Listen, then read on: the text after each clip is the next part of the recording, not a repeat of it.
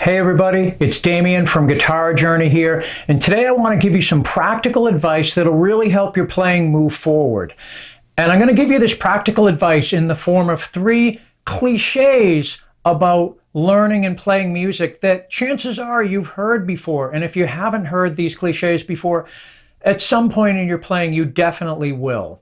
And while there's a lot of truth to these cliches, you kind of need to understand them the right way for them to be useful to you, okay? So let's just get right into it. The first cliche I heard when I was like 15 years old, and it goes like this. Good artists borrow, great artists steal. I remember at the time thinking, that's one of these things that people say to sound clever, but I don't really think there's much substance behind it. I was wrong, okay? What the saying really means is this. We all learn musical ideas from somebody who's gone before us. We play somebody else's songs, and that sort of guides us when maybe we begin writing songs ourselves. Or we copy somebody else's solos or somebody else's licks, and that helps us to develop our own soloing approach, our own sense of phrasing, and so forth. So what we're really saying when we say good artists borrow, great artists steal, is that it's not enough just to play, so to speak, to borrow somebody else's licks or ideas. We actually need to steal them. And let's just think about some word definitions for a minute. What's the difference between borrowing something and stealing it? Well, when you borrow something, presumably you're going to give it back, right?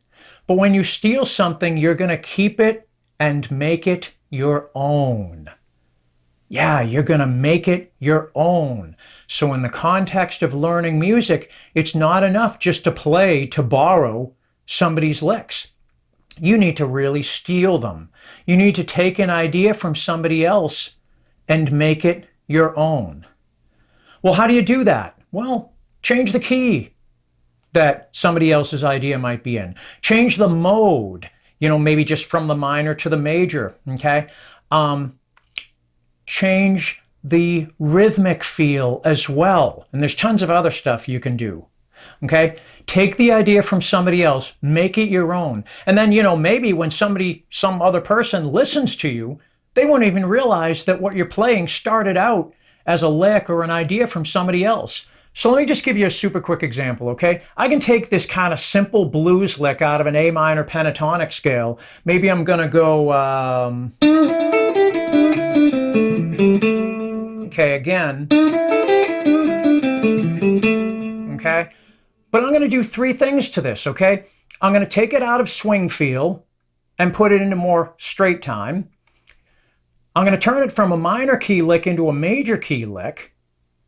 And I'm going to change the key from A minor to D major. Here's D major, and I'll go very similar, but a little bit different. Okay, again.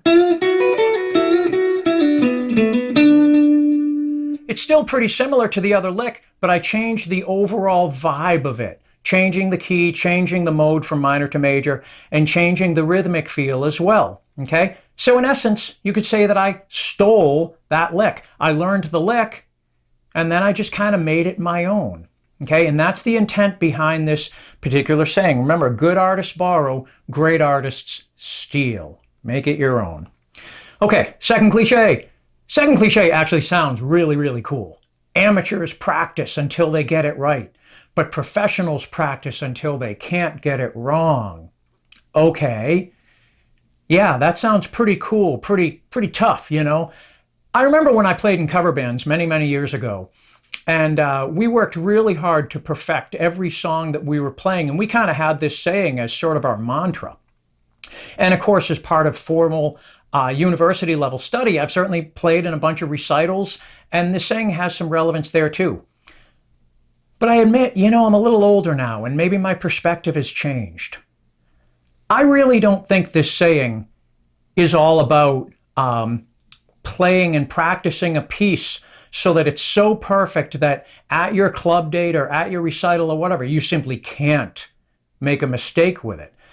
I don't think that's a reasonable expectation to have at all. I mean, even the best, most highly trained musicians from time to time, they will make a mistake in a performance, okay? Saying to yourself, you're going to practice a piece so much that you just can't make a mistake with it, honestly, that's just setting yourself up for a lot of frustration and a lot of disappointment. So what does the saying really mean then? I would like to phrase the saying this way. Amateurs practice their technique until they get it right, but professionals practice their technique until they can't get it wrong. I'm putting the focus on one's individual technique rather than on a given performance piece. So just for a minute, think about a certain aspect of your playing technique. Maybe it's having really, really clean alternate picking. And the idea is you'll work your alternate picking so faithfully that it will basically feel kind of strange, almost uncomfortable for you not to be picking with good technique. Now, you'll still make mistakes here or there in whatever you happen to be playing or performing, but it won't be because you couldn't get control of your picking. So, let's just say, quick example, maybe I'm playing this sort of pick style classical guitar piece, which, by the way, you can also play fingerstyle as well. That probably was the original intent, but I love playing this as an alternate picking piece, and it goes something like this.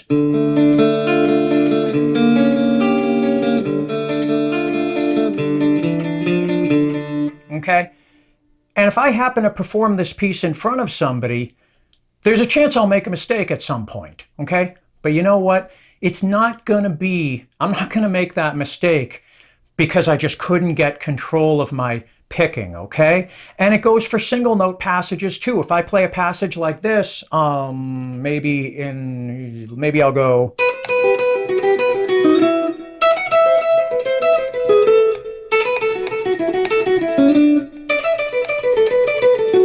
Okay, something like that with some alternate picking. Same idea. I might make some mistakes in my performance. I might get nervous, I might get distracted, whatever. But any mistake I'm going to make is not going to be because I didn't have good pick control, okay? Mistakes are going to happen. Don't let them be because you didn't take the time to develop your technique properly, okay? And that logic applies to really just about any aspect of our technique. Maybe one last super quick example.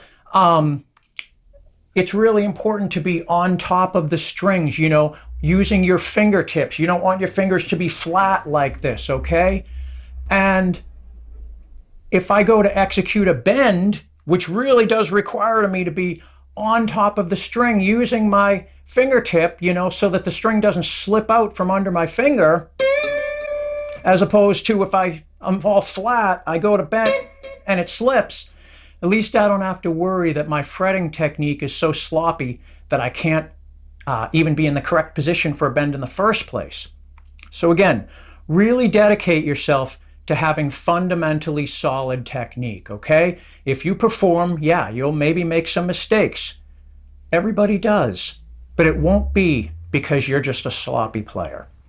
Okay? Focus on your technique so much that it actually feels odd or uncomfortable not to use proper technique. That's a great path forward. And that's what the saying really means. Amateurs practice their technique till they get it right, but professionals practice their technique till they can't get it wrong. Okay? All right, time for our final cliche. This one is actually only about 50% true, okay? And in a lot of circumstances, I really disagree with this, but I'm willing to bet that many of you watching have heard this before. I know I've heard it many times before, so I thought it would make sense to talk about it today. The saying is this: never go faster than accuracy will allow. Now, on the surface, that probably sounds like a good idea. I mean, I was just talking just now about not wanting to be a sloppy player. But here's the thing. Sometimes we literally have to force ourselves to go faster than we're comfortable doing. For example, if we're trying to develop greater playing speed, we need to force ourselves then to go faster than we're actually able to, because we literally need to force ourselves to develop greater fast twitch muscle. It makes me think of the way an Olympic sprinter might train. Olympic runners are super, super precise about their running technique, their gait, and so forth.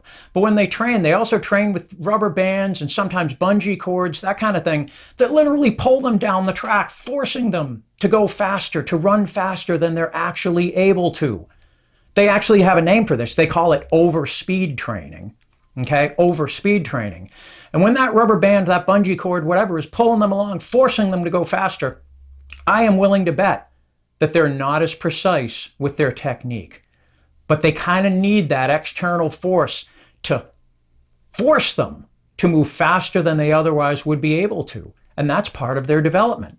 And it's the same with playing guitar. Sometimes you need to force yourself to play something faster than you're able to, and you need to accept that you're gonna be a little bit sloppy with it. Even if it's something basic like changing chords, of course, we all want to be as precise as possible with our chord shapes. But if you're a beginner learning to change chords smoothly and comfortably, which is something that all of us have to go through in the beginning stages, you might want to try forcing yourselves to go from chord faster than you're really able to do in an accurate fashion. What we're trying to do is develop the reflex that we just snap into a given chord shape, but we can't do that right away. We're in the beginning stage, we're placing one finger at a time, making sure everything's correct, and that's a good thing to do. But you do need to reach the point where you really do just snap into the chord shape instantaneously. We call that kind of thing muscle memory, but of course that's a misnomer. I mean, after all, our muscles don't have the muscles of our hands and fingers don't have little brains in them with their own little amygdalas and all that. I'm being a little silly, but there's a point to what I'm saying. The proper term for what we sort of colloquially call muscle memory is actually reflexive memory. And think about that for a minute. We're trying to program ourselves to respond, to react in a reflexive fashion, okay? In order to do that, we kind of need to force ourselves not to be thinking about just every little detail, but rather to just act, make the chord shape, just respond. You see, our logical, analytical thinking takes place largely in our frontal lobe the frontal lobe of our brain, but coordination and reflexes are actually at a much deeper level of the brain, really in the brainstem.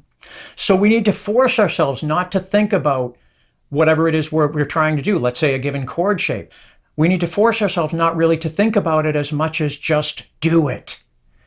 And we need to in order to turn something into a reflex, yes, we need endless repetition, tons of repetition, but we also need to force it out of our frontal lobe and into the deeper regions of the brain, the brainstem, again, that deals with coordination and reflexive motion. And so all of this is to say that going faster than you're able to and sacrificing some precision and some accuracy when you do so is not only okay to do, it's actually necessary. If you're not doing it now in your practice, please give it a try and make it a part of your practice. Now, notice I said a part of a practice. Yes, you need to practice being super precise as well. The truth is you need to take both approaches. You need to play with great precision, but you also need to allow yourself to be a bit sloppy for the sake of forcing yourself to develop better musical reflexes, reflexive motion. So the idea that you should never go faster than accuracy will allow, like I said, that's really only about half true, okay? All right, so hopefully there's some food for thought as you go about your day. I'd really love to know, do you have any musical cliches that you think warrant a deeper look, closer examination or consideration? Please leave them in the comments. I would love for all of us to have a big discussion about this, because honestly, there's a ton of information out there. There's some misinformation out there. There are some half-truths out there. And yet also there is some real good advice out there. It would be awesome if we all could help each other filter through it together, okay? And as always, please hit the subscribe button. I always say there's tons of content here and there is new content coming all the time. So please hit subscribe. I really am grateful for your support. And as I said a moment ago, please leave a comment as well. Remember, it's totally cool for us to disagree because by having a discussion about things, we're learning from each other and we're enriching each other's personal guitar journeys, okay? Thanks so much for watching. Have a great day.